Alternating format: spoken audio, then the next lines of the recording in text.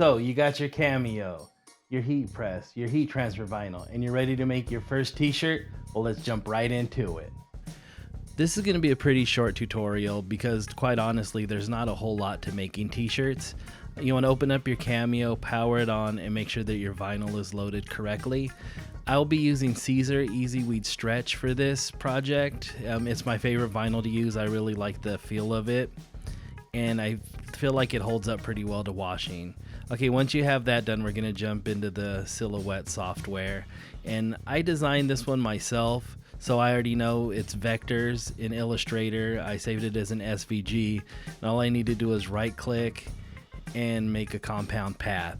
If you're getting your art from somewhere else, maybe if you created it in a raster program such as Photoshop, you're going to need to trace it.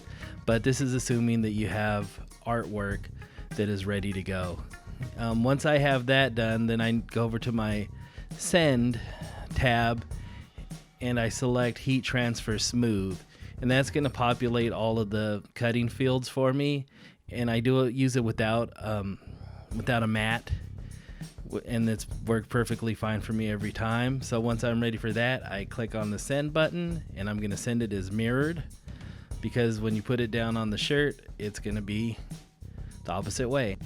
Once your design is finished cutting, I think it's good to find an area with lots of light to do your weeding. That way you can see all the cut lines. And when you're done weeding your design, pick it up, look at it from as many different angles as you can, and see if you missed anything, maybe one of the letters plugged up or something like that.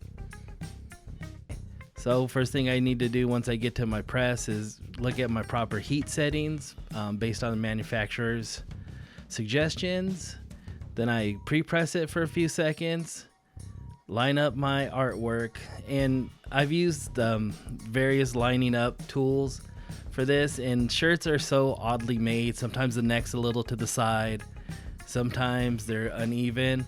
So I just kind of developed a system for myself where I measure the distance from the arm seams. And once I have it lined up the way I want, I pick it up, make sure that it looks straight on the shirt, and then put it down and press it.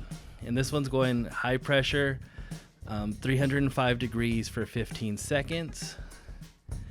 And once that's done, you're just gonna hot peel the backing, which that means you just peel it right off as soon as it comes off the press, and your shirt's done.